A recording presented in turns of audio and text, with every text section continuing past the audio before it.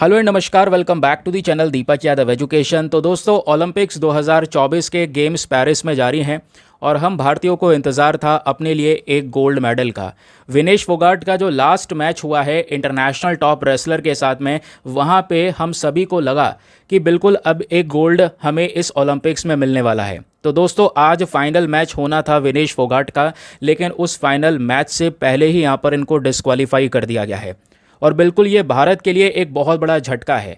और अभी के समय पर जहां पर इनको गोल्ड मिलता, क्योंकि हमको लग रहा था कि अब की बार यहां पर ये गोल्ड जीतेंगी, साथ ही साथ में अगर गोल्ड ना भी जीतती तो सिल्वर मेडल मिलता ही, लेकिन दोस्तों डिस्क्वालीफाई होने के कारण इनको सिल्वर मेडल भी नहीं मिल पाएगा।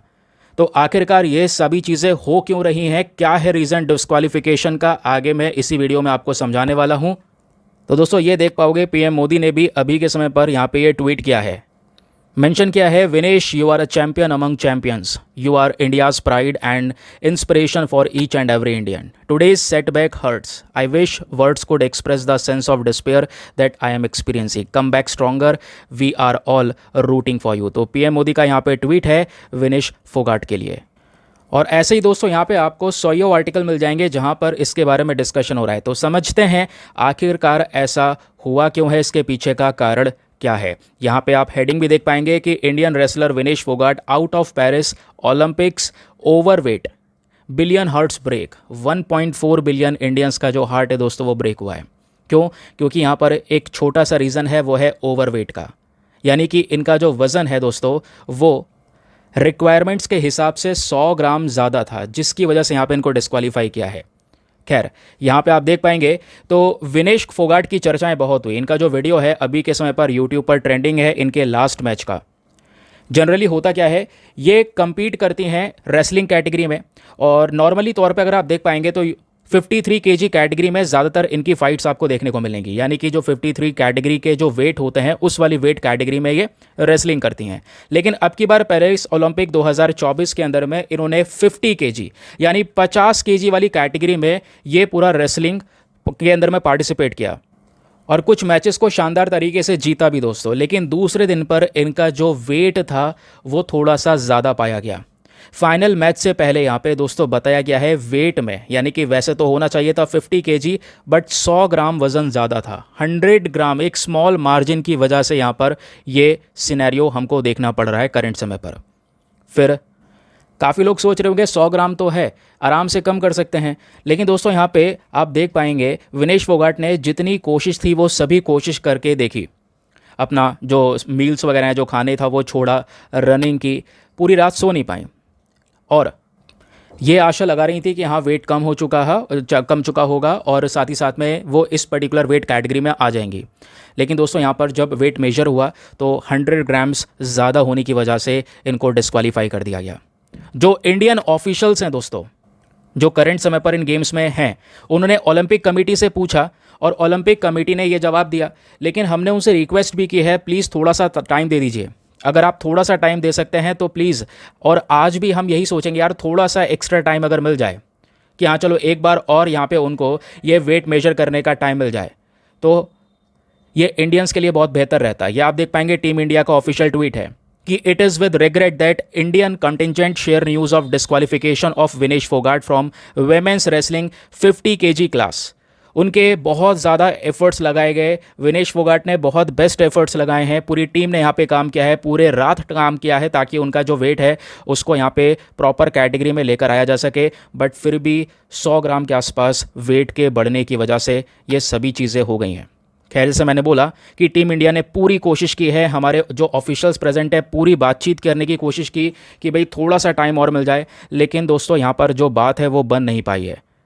ओलंपिक्स कमेटी का कहना है कि जो ये नियम है वो जो नियम के हिसाब से चलते हैं वो बिल्कुल एक्यूरेट हैं, उसमें कोई भी छेड़छाड़ नहीं की जाएगी। तो आज मॉर्निंग में ही ओवरवेट होने की वजह से, 100 ग्राम्स ऑफ वेट ज़्यादा होने की वजह से यहाँ पे बोला गया कि जो रूल्स हैं वो इनको अलाउ नहीं करेंगे और इनको डिस्क्वालीफाई कर दिया गया है। ये बात इंडियन कोच ने भी कंफर्म की है। और जैसा स्टार्टिंग मैंने आपको बताया, इस डिस्क्वालीफिकेशन की वजह से इनको कोई भी मेडल नहीं मिल पाएगा दोस्तों इन पेरिस गेम्स में। वैसे इनका आखिरी मैच बहुत दागड़ था, आज का जो मैच ये मतलब हारती भी तो भी सिल्वर मेडल मिलता दोस्तों, लेकिन यहाँ पे करंट समय पर इनको सिल्वर मेडल भी नहीं मिल पाएगा, ये मेंशन किया जा रहा है। यानी इनको खाली हाथ लौटना पड़ेगा। लेकिन दूसरी तरफ यहाँ पे खाली हाथ भी क्यों बोलें, जो पेरिस गेम हुए दोस्तों, इसमें एक टफेस्ट गेम था लास्ट वाला, जब ये जापानीज़ रेसलर यूई सुसाकी के साथ में लड़ी। और यूई सुसाकी यहाँ पे दोस्तों मैं आपको बता दूँ एक वर्ल्ड ओलंपिक चैंपियन है, 4 बार वर्ल्ड ओलंपिक चैंपियन रह चुकी हैं। और मतलब फिर भी अगर हम देखें तो एक टॉप रेसलर हैं, इंटरनेशनल करियर में कभी हार ही नहीं है। तो दोस्तों यहाँ पे उनको हराया विनेश फोगाट ने। तो ऑब्वियस सी बात है वो इतनी बड़ी चैंपियन थी, उनको हराया, जिस वजह से यहाँ पर हमें कॉन्फिडेंस था कि इस बार यहाँ पे गोल्ड आएगा इंडिया के लिए। फिर सेमीफाइनल्स के अंदर में विनेश फोगाट ने क्यूबा की यहाँ पर जो रेसलर थी येसनेलिस गुज़मैन लोपेज, तो इनको यहाँ पे हराया दोस्तों। और ध्यान रखना Vinesh Phogat first Indian women wrestler बन चुकी हैं जो कि ओलंपिक्स के फाइनल तक पहुँची, बट जो वो सपने थे गोल्ड प्राप्त करने के वो पूरे नहीं हो पाए। और साथ ही साथ में काफ़ी सारे इंडियंस का हार्ट ब्रेक भी हुआ होगा जो सोच रहे होंगे कि अब की बार गोल्ड आएगा। विनेश फोगाट का जो आखिरी फाइनल मैच होना था वो यूएसए की रेसलर सारा हिल्डरब्रांड के साथ में होना था।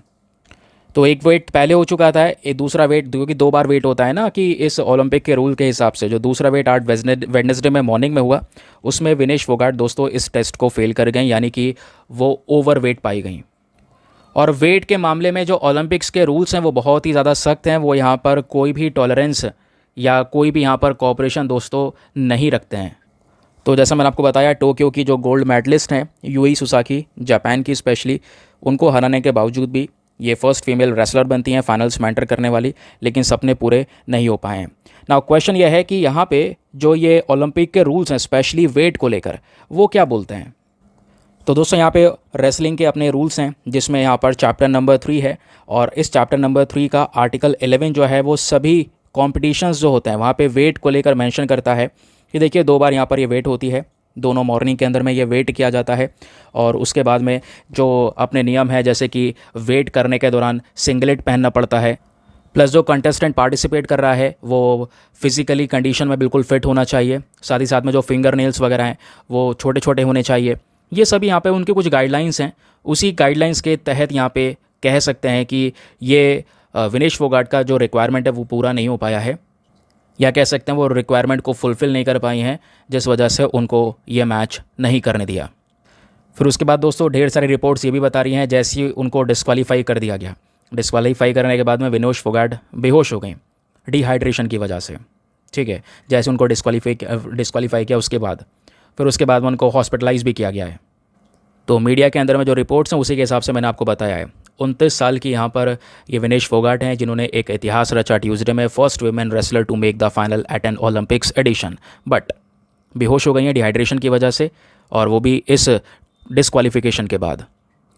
दोस्तों बाकी सारी चीज़ों को हम साइड भी करें तो ये मेडल हमारे लिए ज़रूरी था, हम इंडियंस के लिए यहाँ पर ज़रूरी था, क्योंकि हम कोशिश कर रहे थे कि यार एक गोल्ड मेडल तो मिले इंडिया को। बाकी मेरी साइड से यहाँ पर कुछ ओपिनियन यही रहेगा कि एक मौका अगर और मिल जाता, मतलब कोई भी हो कुछ भी करना पड़े उसके बेसिस पे, अगर एक मौका और मिल जाता या एक बार और वेट मेजर करने का समय मिल जाता थोड़ा सा, तो वेट को यहाँ पर कंट्रोल किया जा सकता है, उसके बेसिस पे यहाँ पर एक चांस और मिल सकता था। बट जो भी हो खैर, उनके अपने खुद के नियम हैं जो कि ऑब्वियस सी बात है सभी लोगों के लिए हैं, सभी को वो नियम फॉलो करने पड़ेंगे, और हम इन यूनाइटेड वर्ल्ड रेसलिंग के नियम के अगेंस्ट में जा भी नहीं सकते। अगर रेसलर ये जो वेट इन टेस्ट होता है इसको कंपटीशन से पहले फेल करता है तो ही हो या चाहे शी हो, दोनों को यहाँ पर इमीडिएटली डिस्क्वालीफाई किया जाता है और बिल्कुल लास्ट स्पॉट दे दिया जाता है। आप ये देखिए, ये हैं वहाँ के नियम, और जैसा मैंने बताया इसके हिसाब से वो किसी भी मेडल के लिए एलिजिबल नहीं रहने वाली, चाहे वो अगर वो फाइनल में पहुँचती तो ऑब्वियस ही बात है सिल्वर मेडल मिलता, बट करंट समय पर उनको सिल्वर मेडल भी नहीं मिलेगा। ये खुद यूनाइटेड वर्ल्ड रेसलिंग के नियम है, क्योंकि डिस्क्वालिफिकेशन हुआ है, सीधा लास्ट स्पॉट मिल गया है।